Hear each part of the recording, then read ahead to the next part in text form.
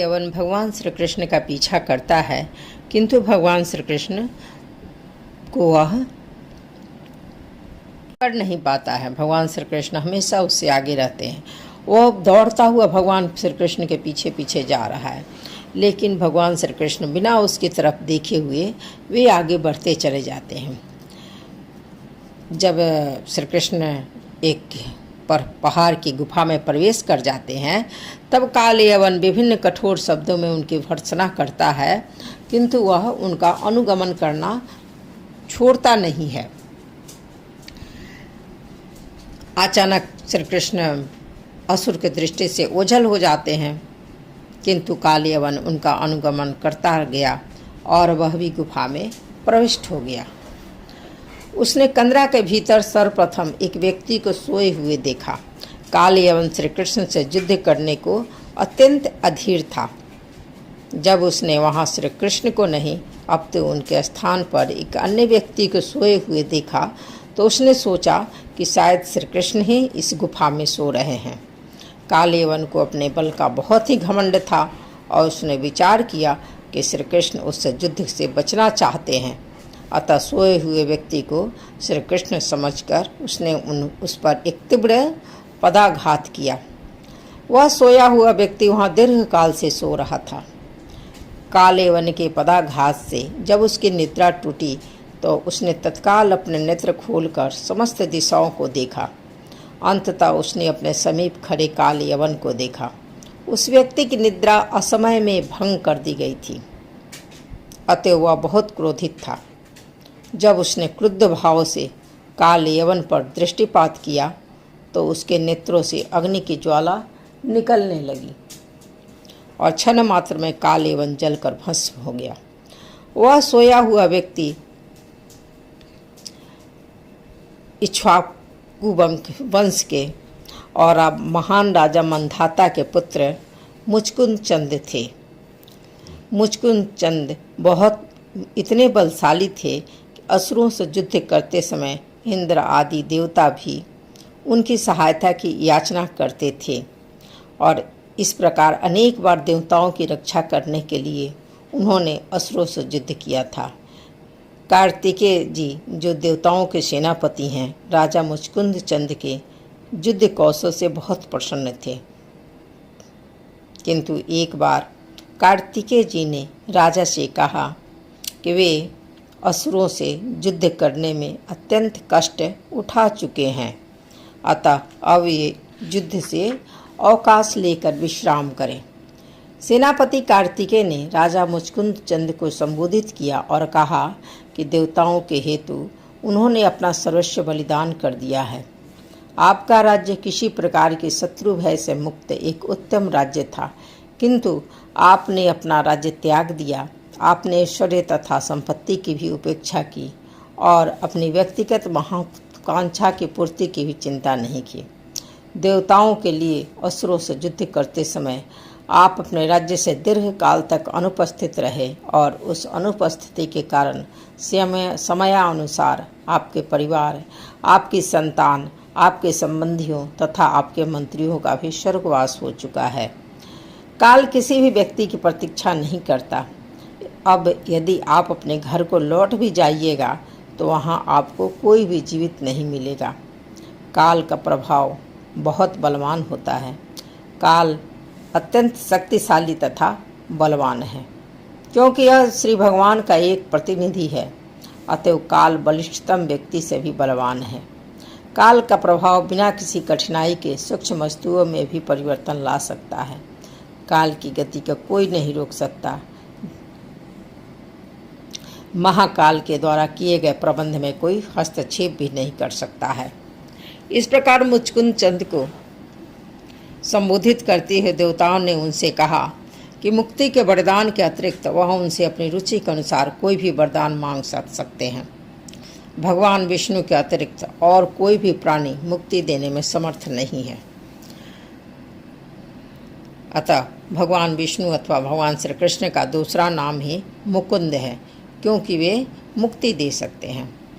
तो राजा मुचकुंद चंद बहुत दिन अनेकों वर्षों से सोए नहीं थे।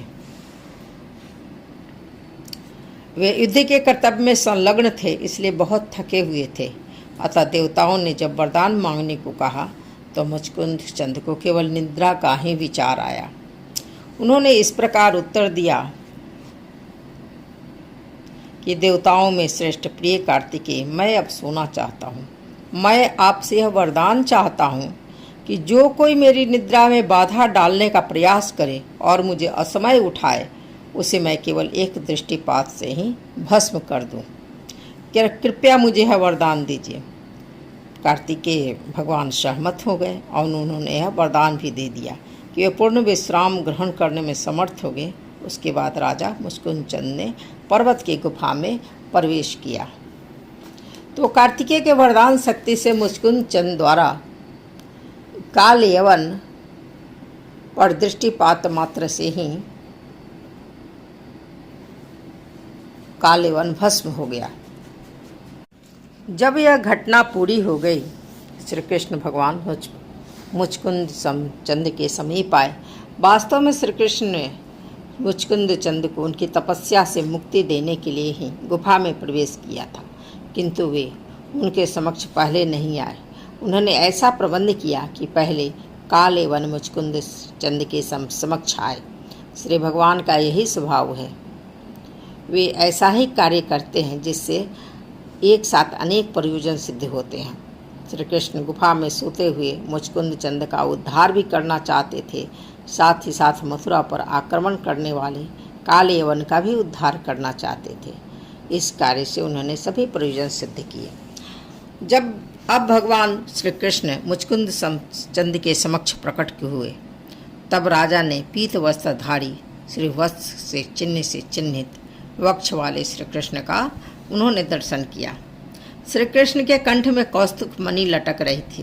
कंठ से लेकर जानुओं तक लटकती हुई वैजंती माला धारण किए श्री कृष्ण मुचकुंद के समक्ष चतुर्भुजी विष्णु मूर्ति के रूप में प्रकट हुए। वे अत्यंत ज्योतिर्मय थे। उनके मुख पर अत्यंत सुंदर मुस्कान थी। उनके दोनों कानों में रत्न जड़ित कुंडल थे। श्री कृष्ण भगवान की मानव की कल्पना से अत्यंत सुंदर लग रहे थे। वे न केवल इन लक्षणों से युक्त प्रकट हुए, अपितु उन्होंने मुचकुंद चंद पर एक तेजस्वी दृष्टि डाली और राजा का मन आकृष्ट हुआ।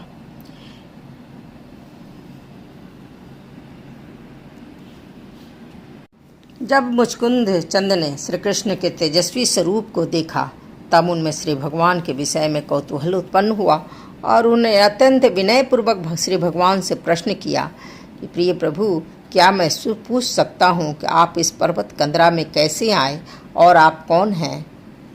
आपके कोमल चरण कमल के समान हैं। कांटों और झाड़ियों से पूर्ण इस वन में आप किस प्रकार चल सके? मुझे यह देखकर बड़ा आश्चर्य हो रहा है। आप परम बलवान श्री भगवान तो नहीं, आप समस्त प्रकाश अग्नि के मूल स्रोत तो नहीं। क्या मैं सूर्य, चंद्र अथवा देवेंद्र, इंद्र आदि महान देवताओं में से आपको एक समझूं? तब भगवान श्री कृष्ण बोले कि मैं चंद्रवंश के अंतर्गत यदुकुल में वसुदेव जी के पुत्र के रूप में उत्पन्न हुआ हूँ। तब मुचकुंद चंद को वृद्ध गार्ग्य मुनि के वचनों का स्मरण हुआ। उनका स्मरण होते ही उन्होंने सर्वेश्वर श्री हरि को प्रणाम करके कहा, हे परमेश्वर, मैंने आपको जान लिया है। आप साक्षात भगवान विष्णु के अंश हैं। पूर्व काल में गार्ग्य मुनि ने कहा था कि 28वें युग में द्वापर के अंत में यदुकुल में श्री हरि का जन्म होगा। निसंदेह आप भगवान विष्णु के अंश हैं और मनुष्यों के कल्याण के लिए अवतरण हुए हैं। तथापि मैं आपके महान तेज को सहन करने में सक्षम नहीं हूँ। हे प्रभु, आपका शब्द सजल मेघ की घोर गर्जना के समान अति गंभीर है तथा आपके चरणों से पीड़ित होकर पृथ्वी झुकी हुई है। हे देव, देवासुर संग्राम में दैत्य सेना के बड़े बड़े योद्धागण मेरा तेज सह नहीं सके थे और मैं अब आपका तेज सहन नहीं कर पा सकता। संसार में पतित जीवों के एकमात्र आप ही आश्रय हैं।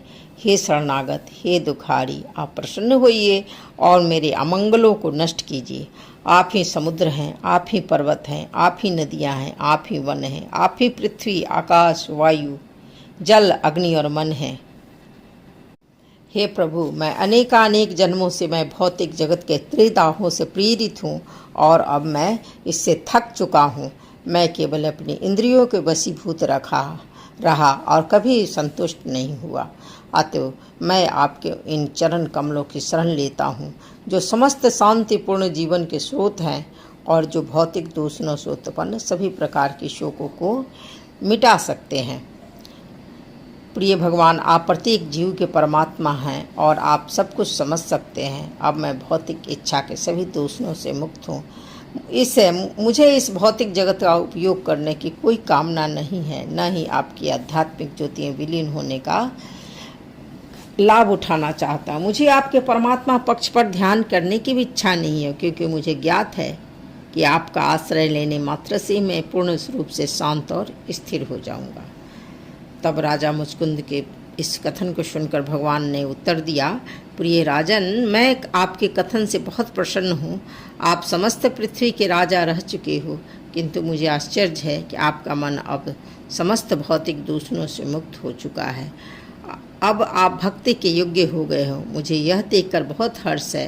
यद्यपि मैंने तुम्हें कोई वर मांगने का अवसर नहीं दिया, किंतु इसका लाभ उठाकर किसी भौतिक लाभ की भी कामना नहीं की है।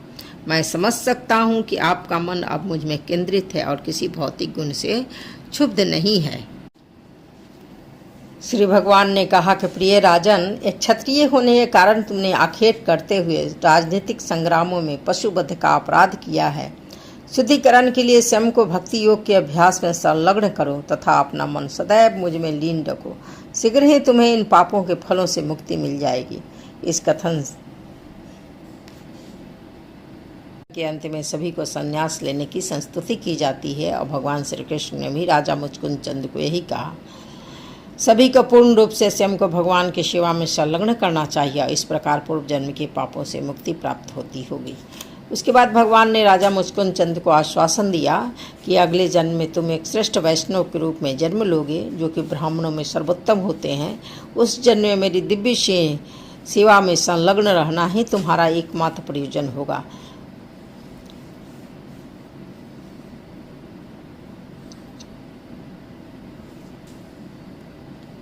जब भगवान श्री कृष्ण ने इक्ष्वाकु वंश के प्रख्यात वंशज मुचकुंद पर अनुग्रह किया, तब उन्होंने गुफा के अंदर श्री भगवान की परिक्रमा की और बाहर आ गए। और कंदरा के बाहर आने के पश्चात मुचकुंद चंद ने देखा कि मानव जाति का आकार आश्चर्य रूप से छोटा होकर बौनों के आकार का हो गया है। उसी भांति वृक्षों का भी आकार लघु हो गया है। इसमें मुचकुंद चंद तत्काल समझ गए कि वर्तमान युग कलयुग है, अतः अपना ध्यान विचलित किए बिना वे उत्तर की ओर यात्रा करने लगे।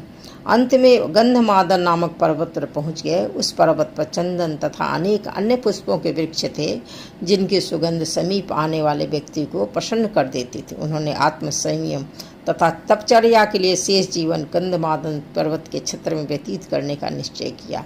ऐसा प्रतीत होता है यह स्थान हिमालय के पर्वत श्रृंखला के उत्तरी भाग में स्थित है, जहाँ नर नारायण का धाम है। यह स्थान अभी भी है और बद्रिका आश्रम के नाम से विख्यात है। बद्रिका आश्रम में मुचकुंद चंद इस भौतिक जगत के समस्त द्वंद्व, सुख दुख आदि को सहन करते हुए भगवान श्री कृष्ण की उपासना में संलग्न हो गए। श्री कृष्ण भगवान मथुरा क्षेत्र लौट गए और उन्होंने काल एवं के सैनिकों से युद्ध करके उनका वध कर दिया। उसके पश्चात उन्होंने मृत शरीरों पर से मूल्यवान सामग्री एकत्र करवाई और अपने निर्देशन में उन सामग्रियों को बैलगाड़ियों में रखकर वे मथुरा वापस ले गए। ऐसी मत जरासंध ने 23 अश्वोहिनी सेना लेकर मथुरा पर पुनः आक्रमण कर दिया। भगवान श्री कृष्ण राजा जरासंध के विशाल सैन्य समूहों के 18वें आक्रमण से मथुरा की रक्षा करना चाहते थे। सैनिकों के और अधिक वध को रोकने के लिए और अन्य महत्वपूर्ण कार्यों को संपादित करने के लिए श्री कृष्ण ने युद्ध के किए बिना ही रण क्षेत्र का त्याग कर दिया। वास्तव में वे तनिक भी भयभीत नहीं थे, किंतु उन्होंने जरासंध की विशाल सेना तथा शक्ति से भयभीत एक साधारण मानव होने का अभिनय किया। बिना कोई शस्त्र लिए उन्होंने रण क्षेत्र त्याग दिया। अथवा उनके चरण कमल दल की भांति कोमल थे, तथापि वे बहुत दूर तक पैदल चलते चले गए। और जरासंध ने इधर विचार किया कि इस बार श्री कृष्ण तथा बलराम उनके सैन्य शक्ति से बहुत ही भयभीत हैं और अन्य क्षेत्र से वे भाग रहे हैं। तो उसने अपने समस्त रथों, अश्वों तथा सैन्य सहित उनका पीछा करना प्रारंभ किया। उसका विचार था कि भगवान श्री कृष्ण और बलराम अति साधारण मानव हैं और उसी प्रकार श्री कृष्ण भगवान की गतिविधियों को वो माप रहा था।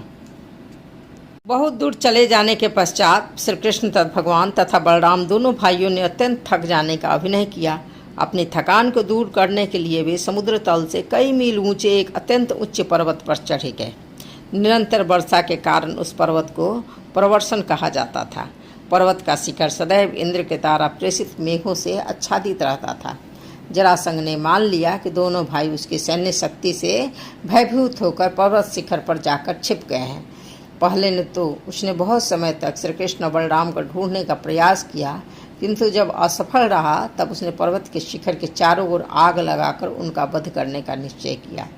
उसने शिखर के चारों ओर तेल डालकर आग लगा दी। जब अग्नि अधिक फैली तो अब श्री कृष्ण बलराम पर्वत शिखर से 88 मील नीचे धरती पर कूद गए। इस प्रकार जब पर्वत शिखर जल रहा था तो वे जरासंध की दृष्टि से ओझल होकर